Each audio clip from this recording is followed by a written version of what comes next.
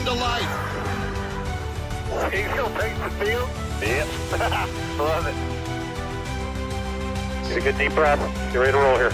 Only about one thing tonight, getting the W's, so gotta be around the end to do that.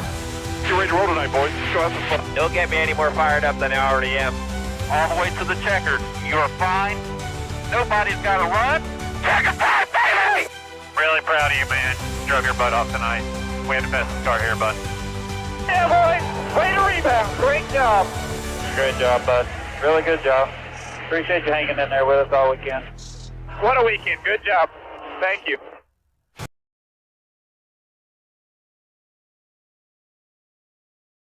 And, okay, good, it's working. And, good. Sunday morning from almost Martinsville. I'm actually in Danville. So let's do a short, abbreviated version. If you need to go back and see the driver breakdown, we did that on Friday morning and went through all of the past histories and what to potentially expect by each driver. So we can just skip over most everything else. We will talk about Martinsville real quick. It is a short track, 0.526 miles in length, 11 degrees in the corners, very flat. Concrete in the corners, which will add to the excitement for the tire wear today. After watching practice, the cars looked great for about the first 45, 50 laps, and then the tires begin to fall off and times begin to fall off. So we are in store for, I don't think we're going to have quite as heavy tire wear as we saw at Bristol, where tires were being shredded after 30, 40 laps. But I think maybe by 60, 65, 70 laps at Martinsville, tires will have been degraded to the point to where they will start to pit early and probably pit often. So probably lots of movement through the field, lots of different strategies happening. It's going to be a little difficult after probably that first pit stop to really dial in who is going to be the true dominator for this race. So we may see kind of a lion's share of dominator points being spread out through the field.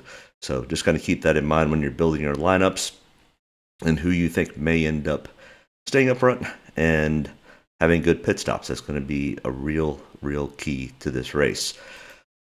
But either way, Ryan Blaney, the king of the fall Martinsville race in the playoffs, has won the last two here and is now starting way back in the field in 31st.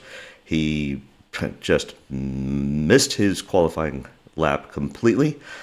He is almost in a must-win position. He can potentially point his way in, but it's going to be really hard to point his way in starting in 31st. It's a little difficult to move and pass at Martinsville. So he's going to need to get up on the wheel and try to get to a top 10 early. Now with the, I haven't looked at stages. I think it's 125, 125, and 250. But if it's 125, they're definitely going to pit at least once. So either he potentially can run long or run short, or just split it. And that may be the case for a lot of guys. In fact, let me check real quick. What's up, Ken? Elliott Hamlin locked best on TV. What do your eyes see being there? Hamlin is extremely good. Elliott seems to be in a good spot. Honestly, William Byron's going to be the early dominator. But then after listening to post-qualifying or post-practice, Hamlin really seemed to be really excited about this tire combination and how they could actually burn the left rear tire off, which is a little something we haven't seen in quite a while. And didn't really reference that this is going to be much more the old school stuff that we see at Martinsville, which, you know, we can cross our fingers and hope, because that's going to be exciting if it is. I'm checking to see what the stage breaks are. 130, so 130, 130, and then a 240 run to the end. So yeah, the cars looked actually pretty normal for the first, like I said, 40, 45 laps. And then some cars got really, really tight. Some cars got really, really loose in the rear. And I do have some practice data we can look at, and you can really kind of start to see those glaring differences in lap times. And you have to remember, we're seeing about a second to a second and a quarter of fall off at about lap 50, whereas Bristol, we were seeing severe lap time fall off by lap 30. What's up, Lost Profit? Yes, had a great time at the last two races. As always, they never seem to not have excitement at both of those truck races and Xfinity races, and it did not disappoint again this year. So I'm just hoping that the Goodyear tire does what it's supposed to do, and we can have, I'm not looking for Calamity Corner, but, the Xfinity race actually last night was really, really good because we didn't have huge pileups. We didn't have people just absolutely crushing each other going into corners. We actually had some pretty solid, what I would consider short track racing. So hopefully we can see the same this afternoon. The weather's going to be cool. It's going to be probably about 58 degrees. We're not going to get a whole lot of thermal warming from the sun for the track. So the track's going to stay probably pretty cool, which this tire definitely starts to degrade a little faster when it can't lay the rubber down onto the track and just ends up marbling up and going out to the higher points of the groove. So, that'll be one of the key things to watch, is to see if in the corners, if the track starts to darken up or not. And that will be a real indication on whether the tire wear will hold up or if it's just going to be shredding tires all day. So, it's a concrete surface, and Bristol's a concrete surface. Now, Bristol's got a lot more banking and a lot more pressure on the tire when you go into those high banks. Where Martinsville, your lateral load is not quite the same. Even though you don't have the banking to help you out, they also don't have the speed that they had at Bristol. So lots of differences between the two, but we're definitely going to see, I think, some good tire fall off. But these are the practice laps. And the bottom number, the laps do not correspond completely. That it's about 2 to 1. So for every lap, it's about 2 laps. Just the data that where I get my source has about every other lap, but it still gives us a pretty good indication on what these lap speeds are and how consistent these guys are. And I grouped a bunch of drivers together to kind of show what we're kind of seeing. And, Ryan Blaney definitely had a couple of laps where he, was way above the average line. So they started off at about, on average about 20 seconds on their run. And by the end at lap 60, they were at about 21 seconds. Now, like I said, that's only a second fall off, but when you're only running 20-second lap times, a full second fall off is fairly significant. And what we saw in years past at Martinsville with the old tire, they could run 130 laps, pit, not get tires, and come back out and run again. And they were still running almost the same lap times. There was 0 fall off. So to see, a full second of fall off by lap 60 is a real good indication that they're going to need tires about every 60 laps or so. So probably no real true long run other than, 60 laps is a decent run. That's 10% of the race, a little over 10%. So Ryan Blaney going to need to move through the field. He's absolutely a place differential play or a PD play. I would not think much of as an optimal. I don't think he's going to have a ton of Dominator points. But as we stated on Friday, the optimal line for these more expensive drivers is sitting at about 65. So with him starting in 31st, how far up will Mr. Blaney need to get there? Let's put him at 10th. It's 57.25. So honestly, even getting to a 10th place finish for Ryan Blaney only gets him to 57.25. It's a fine play, but it's probably not in the optimal range. So Ryan Blaney is absolutely a great cash play, and he's going to be a good tournament play. He's going to be very heavily owned. He's probably going to be at least 50% or more. So just, it's either run with the crowd or don't run with the crowd. But it's, I'll run probably about even to the field. I'll probably run about 50% of Ryan Blaney in my 40 or so lineups. So, but if he gets to 5th, he's in great shape. So top 10 puts him in a good cash position. Top 5 will put him into the optimal, or at least the optimal range. You never know who gets into the optimal and who doesn't. But Ryan Blaney, great play. Just buyer beware. You're going with the grain instead of going against the grain with Ryan Blaney. But if you don't have him and he does make it all up to 5th, and you didn't have him, you're probably not going to have a great tournament play. Like I said, he's probably going to be fine for cash. But Denny Hamlin, the king of all of Martinsville, really. Ryan Blaney's kind of the king of the fall race, but Denny Hamlin's kind of been the king of Martinsville for a long time at this point. He's got 6 wins, starting in 5th. His practice speeds were really, really good. 2nd in single lap, 15th in 20 lap. Because they were able to run so many laps, almost everybody ran at least 20 laps. Most people ran 30, 40 laps consistently. But it got a little bit less of a true gauge because only about half the field got to about 30 or 35 laps on a consistent run. But Denny Hamlin is in the blue, and it's a little hard to kind of see. But Denny Hamlin, pretty much with the average through the first 2/3 of the run, and then actually I think came in and probably got some work done.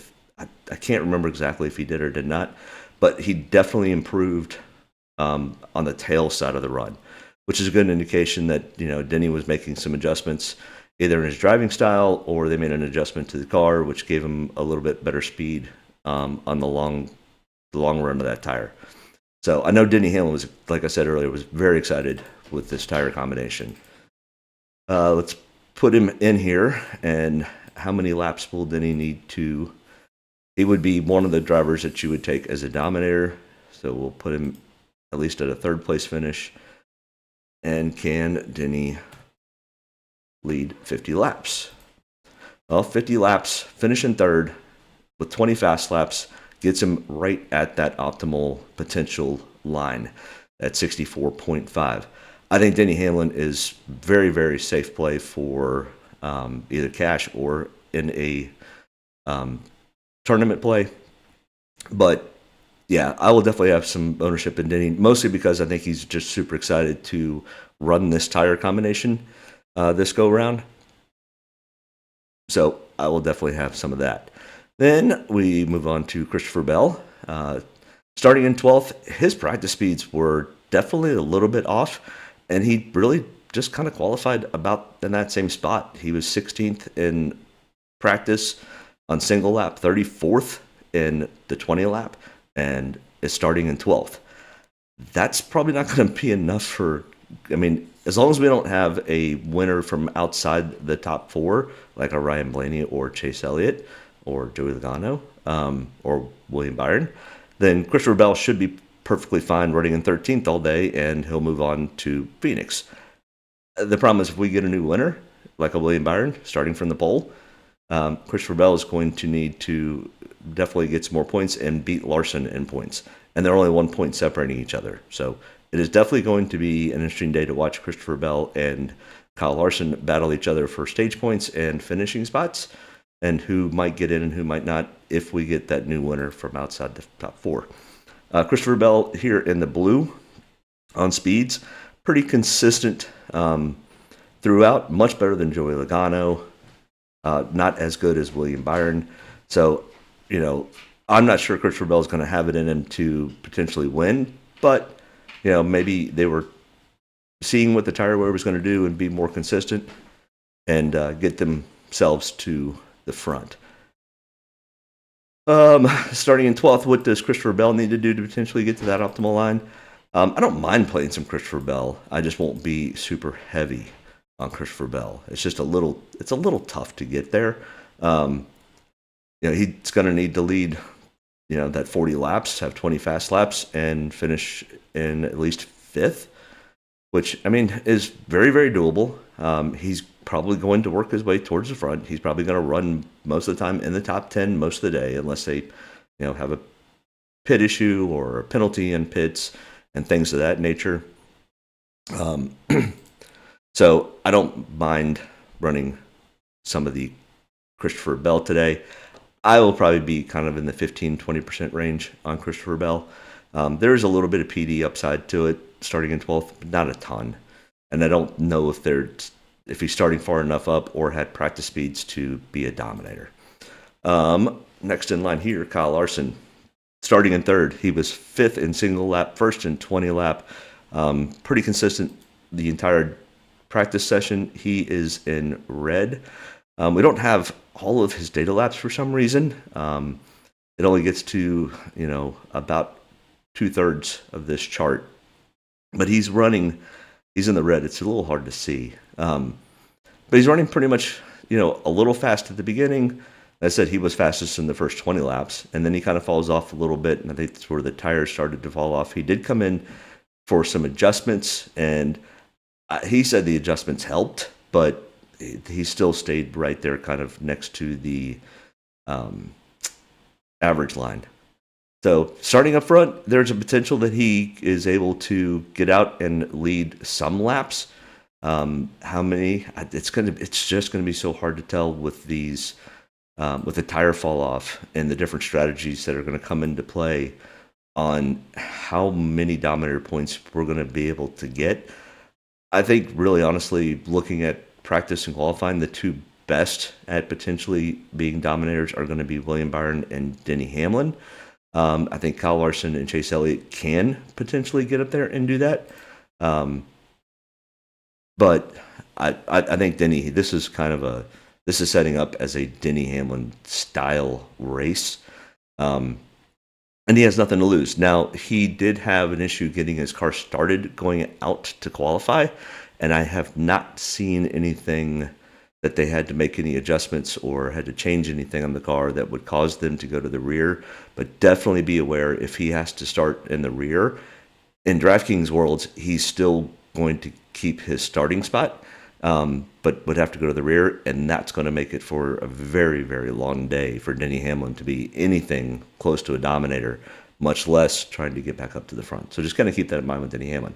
Kyle Larson, if he starts in third, finishes in third, he's going to need to lead at least 50 laps. That's probably closer to 60 laps, which is, very doable. But I like Kyle Larson about as much as I like Christopher Bell for this. I think they're going to battle each other. Now they're going to race each other probably pretty clean. But you have two guys that don't necessarily need to win, but they need to hold their points for the day. And they're definitely going to be stage point racing, and they're close enough to get stage points. So that really doesn't matter to DraftKings as much, other than they're going to want to get close to the front, which might give them some potential Dominator points. So I don't mind the Kyle Larson play. I don't mind the Christopher Bell play. I still think my two favorites are going to be William Byron and Denny Hamlin. Joey Logano starting in fourth, 10,200. He's been super consistent here. The last 5 races, he's finished in the top 10. But only twice has he finished in the top 5. So we're kind of looking at a finish where you start type thing, but he is going to absolutely have to win probably to move on. Now, he would have the best opportunity if something were to happen to both Kyle Larson and Christopher Bell, to potentially taking that 4th spot if William Byron is able to take the win. Or, more than likely, William Byron's going to get some pretty good stage points and probably get a lot of his point deficit cured. So Joey Logano could easily get some stage points and have a good solid finish. And if something were to happen to Kyle Larson and Christopher Bell, there is a way for Joey, Byron, and Blaney to point their way in. They're going to need a lot of help, though, to make that happen, and some really weird things would have to happen. I think Chase Elliott is absolutely in a must-win. I don't think there's a way for him to get enough points in stage and finish without winning the race. And if you win the race, you move on. Joey is so hard to pass to get the lead. Yeah, but I think with his tire deficit difference, I don't think these guys are going to be as afraid to use the bumper if they can get to it. And what I'm saying is not to wreck, but just to get them slightly moved up out of the track. And if we start to really see those marbles come into play and you get up into those marbles, your car's going to be junked for at least 2 or 3 laps. So, and I think there's a lot of people who do not want Joey or Ryan to make it to the next round. Not that they're going to wreck him on purpose, but I think that we're gonna see some chrome horn usage, to say the least. But Joey Logano starting in 4th. You know, I don't know if I truly believe that Joey will be a strong dominator today. You know, there's always that potential, but you know, if he just goes and finishes kind of where he has been, he's not really finishing top 5. He's finishing top 10, so we'll leave him in 7th. You know, if he does that, there's probably not enough for him to make it to the next round unless something happened to Bell and Larson. But, you know, Joey would need to lead 70 laps, have 30 fast laps. We get him to 65. So Joey could finish in 7th, but he's got to go lead 70 laps. I don't know if I believe the thought process that Joey goes and leads 70 laps. I mean, it is possible it is a Penske car. It is at Martinsville. He is hard to pass, but, you know, he does not do a great job of passing either. So he's going to need to find some ways to get to the front, and his pit crew has not been the best this year. So that's where I kind of worry with Joey losing some spots. So I probably won't run a whole lot of Joey Logano. I will have some just in case, but probably closer to like the 10% range. I don't love the play. I don't think Joey Logano goes and leads 70 laps this weekend. I'm not sure that he gets a top 5. And if you can't do both of those, it's just really tough to make the optimal lineup. Chase Elliott, who is, like I said, pretty much in a must-win position, looked extremely good in practice. Car looked extremely well balanced, even late into the run. You know, if he can work his way to the front and work a little bit of magic, his pit crew's actually been fairly decent this year. They've had some races where they've kind of missed a little bit, but they've been, all the Hendrick guys have got really good pit crews at this point. But you know, can Chase Elliott move his way to the front? Excuse me. It's cold weather is getting to me. But Chase Elliott's in the blue here. He had a couple laps where once the tires fell off, it got kind of ugly. But that first short run speed, Chase Elliott looked extremely good. And this is kind of what I'm saying. I mean, when he fell off, he fell off. And he finally came back to average about 3 or 4 laps later. But you know, that would be the only concerning part is long run speed for Chase Elliott. You know, they'll make some adjustments to help that long run speed, which will kind of hinder the short run, but most everybody's going to be in the same boat.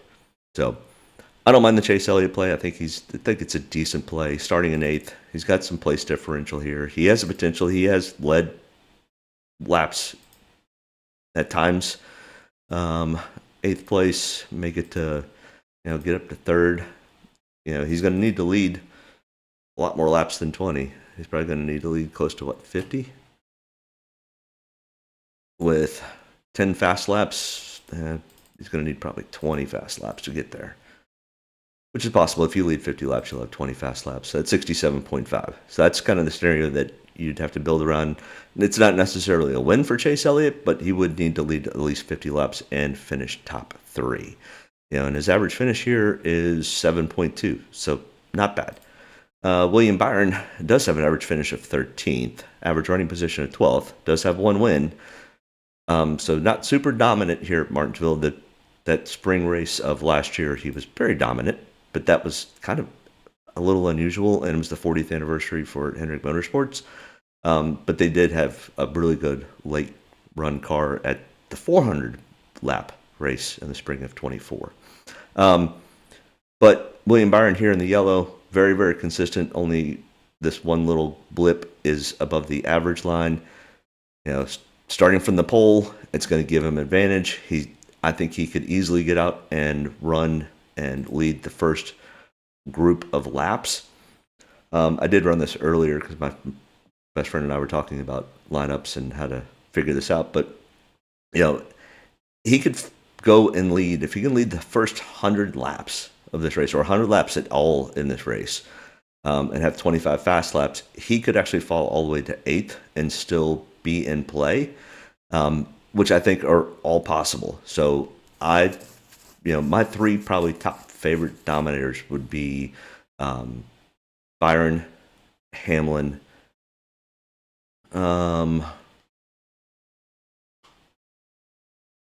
probably Larson as my 3rd, but I really like Byron and Hamlin to be 2 of the drivers that I think have the best opportunity for Dominators. And you definitely need to probably put 2 Dominators into your race, and one of them will be the true Dominator, but the other one will have a top 3 or top 5 finish. All right, Chase Briscoe next in line here.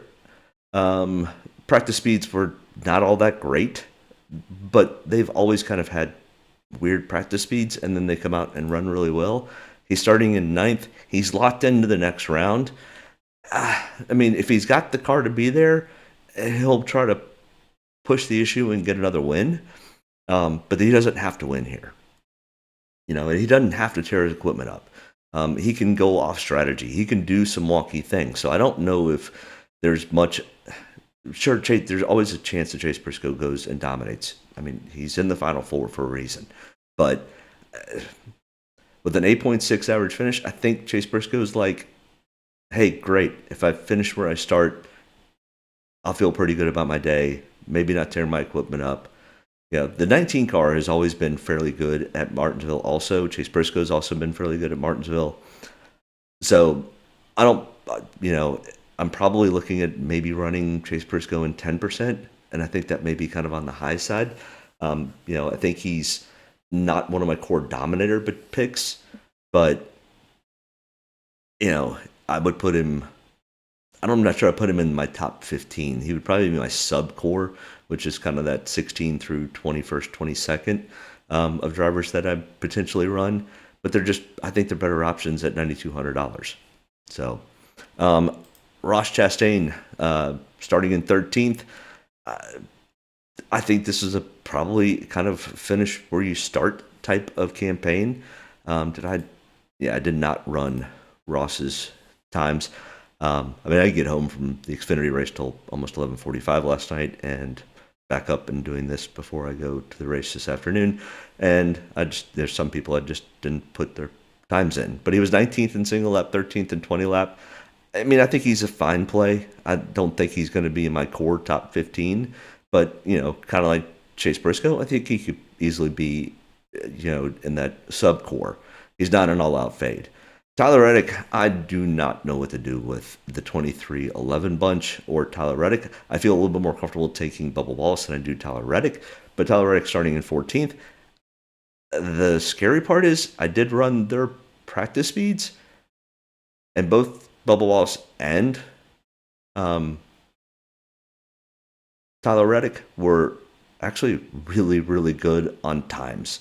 Bubba Wallace is in the red, and he ran almost every lap of practice either about 0.2 better than the field or than the average or right at. And that was all the way throughout. Tyler Reddick is in the black, same thing, all the way until the very end. Both Bubba Wallace and Tyler Reddick showed up with really, really good handling cars. Tyler Reddick scares me because his average finishes at Martinsville are 20.6. And he's starting in 14th. I like the practice speeds. I don't like the history.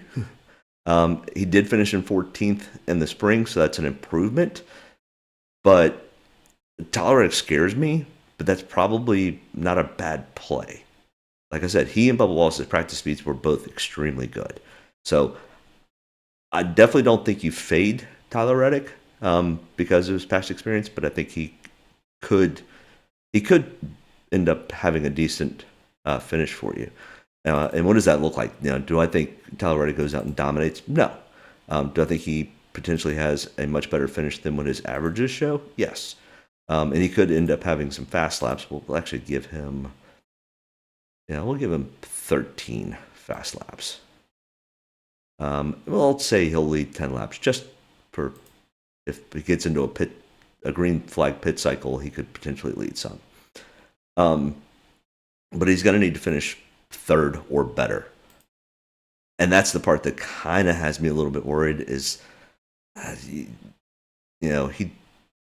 just don't know if I believe in Tyler Reddick to get to that spot is the problem. I think he has potentially a good day and finishes, right at 10th or right where he starts, but that's not going to play out very well for DraftKings.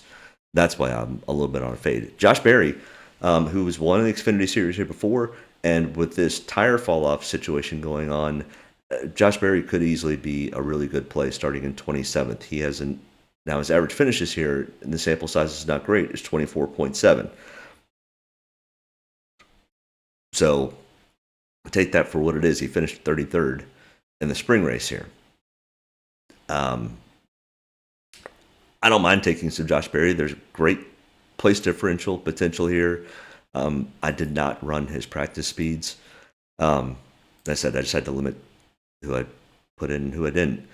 Josh Berry's a fine play for place differential. I'll have some ownership in him. Is a little bit pricey, but it can easily still fit. Alex Bowman, starting in 17th, has an 18.4 average finish. He was 20th and 11th in practice. I think this is probably kind of about where Alex Bowman ends up finishing.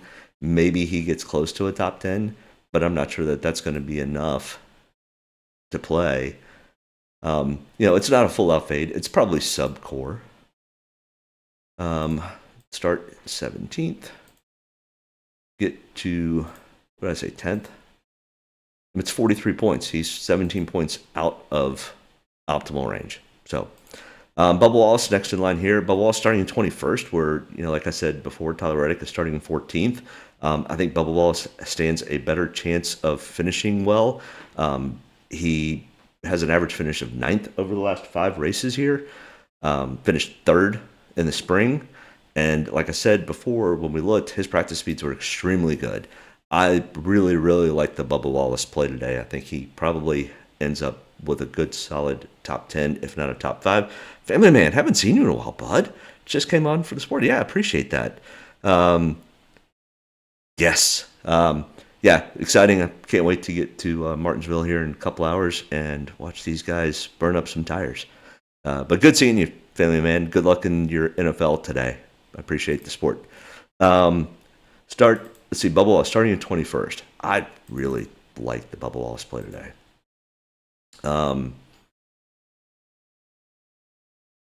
Yeah, I mean, he can finish in 5th, or probably even 7th to get to that 60. Yeah, if he leads 20 laps, finishes in 7th. Let's say he doesn't lead any laps, though, because I'm not sure that is what I had in the cards for this week.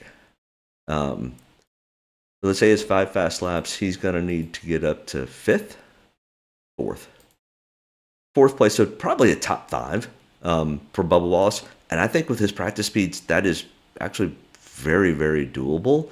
The question always comes with this tire wear situation of what do we actually get as in the way the race looks. It's a little hard to say. All right, I'm starting to get a little tight on time here, so we're going to kind of cruise through. Ty Gibbs starting in 2nd. I don't like the play. I think he's starting too far up.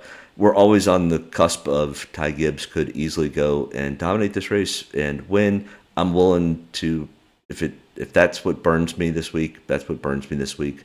I'm probably going to be off of Ty Gibbs. Play him in a tournament. If you've got if you're doing 20 lineups, and like the Chrome Horn or one of those other ones, throw Ty Gibbs in one of them. I mean, it's going to be different. Not very many people are going to be on Ty Gibbs. He'll be probably right at 10% owned, if that. He did show pretty well in practice. Brett Kozlowski starting in 19th. Practice speeds were not great. He was 35th and 23rd. but for some reason, recently with RFK Racing, they have started to really turn the corner. Ryan Preece, Brad, and Chris Buescher have all been running much better than their averages. So I don't mind taking some shots on Brad. I don't think he's going to be super heavily owned. I don't think he's going to be super sneaky. People are going to move from Brad to his teammate Chris Buescher starting in 29th because there's 10 spots of place difference. Think all 8 will run in the top 10 all day. Well, Ryan Blaney will not run there all day because Ryan Blaney's starting in 31st. Do the other ones run close to that? Yes. At least for, of course, like I said, Ryan Blaney and Christopher Bell are both starting outside the top 10. The others are going to probably run at least through the first pit cycle in the top 10. But all day, yeah. I think Joey falls out. Well, I don't know. Yeah, I mean, history tells us that these guys are probably going to all run close to the top 10 all day. And then, once we get to stage 3, strategies are going to start to come into play. These guys are going to have a much better idea of how they can manage their tires. The crew chiefs are going to make adjustments to the car to help the tires last a little longer. The cream has risen to the top all playoff long. There's no reason that this will be any different. The cream's going to rise close to the top again, unless we get some wonkiness and some craziness. But Martinsville typically doesn't show a whole lot of wonkiness, at least in the last 5 to 6 years. But Denny Hamlin said this is the first time in 8 to 10 years that they've had a tire that they could burn the left rear off. So we could see calamity. I mean, we could see 13, 14 cautions, and we could see half the field with beat up race cars. I mean, I've been to plenty of Martinsville races where it looks like a junkyard out there, and they're still running. It's still running at speed. Aerodynamics is not the big factor at Martinsville. Kyle Busch starting in 7th. I mean, good for Kyle, but when you've got a 21.8 average finish, kind of like Ty Gibbs. If Kyle Busch beats me today, he beats me today. If you're looking for maybe a sneaky pick, you can go either with a Ty Gibbs or Kyle Busch. Both of them have burned me too many times this year, and if they burn me on where they did well side, then so be it. But starting in 7th, I don't think he gets there. Austin Cedric, same thing. He's got an average finish of 21.4. I just don't love it. I think he's starting too far up for my liking. Ryan Preece starting in 18th, though. Ryan Preece is extremely good at this track. He has led laps here before. He's qualified well here before. Has an average finish of 13th. He was very, very consistent in practice with 14th in single lap, 17th in 20 lap. His modified experience that he's had here before, and just his past experience leads me to believe that Ryan Preece, probably out of all the RFK cars, actually ends up being a really good play. Why is this popping up? That's weird. So I like the Ryan Preece play. Carson the Chaos Hurricane Hocevar, whatever his nickname is going to be. I like Chaos. Starting in 15th, yeah, I will fade off of this play. I don't trust Carson, and I don't trust the other people around him because this is a track where paybacks happen. And you don't want to do paybacks at Phoenix next weekend. This is the last chance. If Ricky Stenhouse Jr. is looking to pay back Carson Hocevar for whatever wrongdoings he's done this year, this is kind of the last chance in last place. I just think Carson Hocevar becomes a pinball today. So I will probably be a fade off of Carson Hocevar. And his practice speeds were okay. They were average. Austin Dillon, yeah, for some reason, he's really good at Richmond, but literally he drives 3 hours south to Martinsville and forgets how to drive. Starting in 20th, he was 33rd in single lap, 31st in 20 lap. He's got an average finish of 18.8. I think at best he finishes where he starts. There's always the chance of calamity happening. I run him in a couple of lineups. He'll be kind of sneaky. He won't be super heavily owned because people are going to move to AJ Allmendinger at 6,500. AJ really likes this track. He just doesn't finish these races really that well. His practice speeds looked really good. He was 6th in single lap, 24th in the 20 lap. He was in Group 1. There wasn't much rubber laid down at the beginning. And honestly, there wasn't much rubber laid down even late in practice. So we'll see. I don't think the rubber's going to lay to the track today because the sun's not going to be out and it's going to be very cool. So I don't think the rubber's going to take to the track, and I think the tires are just going to get shredded. So AJ, I like the place differential here. He's going to be super heavily owned. I will probably be even with the field on it. It's kind of like playing Ryan Blaney. I think Ryan Blaney's a much better play than AJ, but at 6,500, I think it's probably equal. I think Ryan Blaney probably has 50%, and AJ's going to be in that high 20, low 30% range. So Todd Gillen, I think Todd's probably going to finish where he starts. Could be potentially a little bit better, but once we get down to this price range, it doesn't take a whole lot. So we'll just kind of put him on the calculator so you can kind of see what it takes. He only needs 50 points to make the optimal. And starting in 16th, if he finishes in 15th, it's not enough. He's going to need to finish 7th. Now we'll give him his token 5 fast laps. 48. So, a 6th place or better for Todd Gillen. I don't know if I really love the play, but he's going to get overlooked, and he's got the potential to potentially be there. I don't know if I love it for this race in particular. So I could see having some. I don't mind having some. It could be a little sneaky. Michael McDowell starting at 11th. He's just starting way too far up for my liking. He's got an average finish of 22nd here. He's not super great at short tracks. So it would have to be a real miracle for him to even get to the top 5. And that's what he would need starting 11th at 6,200. I don't need to put it on the calculator. Daniel Suarez starting in 30th. He's going to be in the 7 car next year. So that weight is off of Daniel Suarez's back.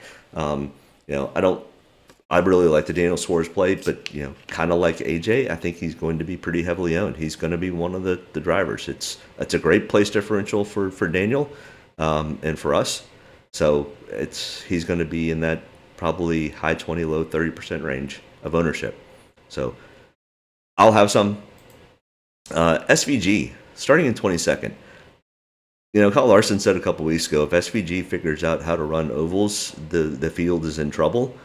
I hate to tell Kyle Larson this, but I think SVG figured out ovals. He's still making mistakes, but he is running significantly better. And let me see. Do I have... I don't know if you can see this or not. But I did run SVG. I didn't put it on the chart. But SVG is in the red. So like I said, I don't know if you can see this on your screen or not. But SVG was extremely consistent throughout practice. Even way towards the end, he was well better than the average. I think Kyle Larson absolutely was right when he said, if SVG figures out how to run ovals, we're all in trouble. Starting in 22nd, SVG is probably going to be extremely heavily low owned. Now, his pit crew is not good. They're going to have to make a lot of pit stops. He makes mistakes on pit road himself. And he has a tendency to overdrive on these short tracks because he is so good at braking that he can really get into a corner much faster than everyone else, which causes some trouble. I don't mind the SVG play at all today. It's going to be sneaky, but it does come with risk. So just beware. If he finishes a race, he's probably going to finish top 10. So Eric Jones, 5,800, starting in 28th. I like the Eric Jones play. He was pretty consistent in practice. Wasn't super fast. Wasn't super slow. You know, he just needs to keep his car clean, stay on the lead lap, and come home with a top 20 or top 15. So I don't mind that either. Zane Smith starting in 23rd. Don't mind that play. I'm starting to run out of time here because I still have to run my lineups and get to the track here in 3 hours. So, yep. Noah Gragson going to be super heavily owned, starting in 35th. I like that play. He's definitely core 15. Same thing with Ricky Stenhouse Jr. Cole Custer starting in 6th, starting way too far up. I think Cole probably ends up having a pretty decent run today, maybe top 15, but I don't think he finishes top 5, and I think ends up losing place differential, so I don't think it's enough. John Hunter Nemechek starting in 24th. I said this on Friday. John Hunter Nemechek was early on, very quickly, one of my favorite plays at his price tag. His average finishes are not great here, but I think definitely worth taking some shots. Justin Haley is now fighting for his racing career and doesn't have a ride for next year anywhere, so he needs to have himself a pretty good day. Don't mind the Justin Haley play. He's not super consistent here, and I don't know how much Spire's going to put behind having Justin Haley run good. It's starting 34th. There's a ton of place differential. Don't mind it. It's going to be probably pretty heavily owned. Ty Dillon starting in 26th. The kid makes just too many mistakes. He and his crew. I'm going to fade off of Ty Dillon. No real want there. Riley Herbst. It's just not a good fit for Riley in the Cup Series as so far this year. I'm going to fade off of Riley. If it burns me, it burns me. He's starting at 25th. I think that's probably at best where he finishes. He's probably going to finish in the 30s. Cody Ware's they don't have the raw horsepower or the pit crew to keep up with the field. He's always going to run towards the back. If they go on a long run, Cody's going to go laps down. I didn't put Casey Mears in here. That car is just underfunded, under-engineered, and under pit crewed, so they're going to struggle all day. So I think at best he finishes 35th, 36th. So I didn't even put him on here. So find some place differential. You're going to have 2 to 3 drivers that will be guys that run the top 10, stay in the top 10, and share lead laps led. So either way, I'm going to get off of here. I need to finish running my lineups and get to the track. So good luck, and we will see everyone for Phoenix next week, Saturday night. We'll be back for the season finale. And enjoy the race today. I think it's going to be quite exciting. Appreciate you tuning in. Make sure you hit the like, subscribe button. We will see everyone next week. Good luck. Bye.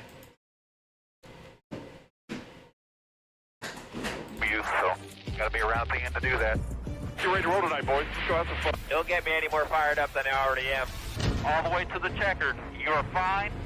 Nobody's got to run. Checker time, baby! Hell yeah! Proud of you there, Matt. Good job, pal. Thanks, man. Good job all day. Great work, my man. Great work. Keep putting yourself in position. We'll win our share, right? We got one back today, brother. Good job. Great job, guys. Excellent work, my man. Excellent work. Thank you. Man, that's awesome. Set out with a goal, we got it here, bud. Thank you very much. Really proud of you, man. Drove your butt off tonight. We had the fastest car here, bud. Probably killed our deal there. Just feel like I gave one away. Yeah, boy. Way to rebound. Great job. Great job, bud. Really good job. Appreciate you hanging in there with us all weekend. What a weekend. Good job. Thank you.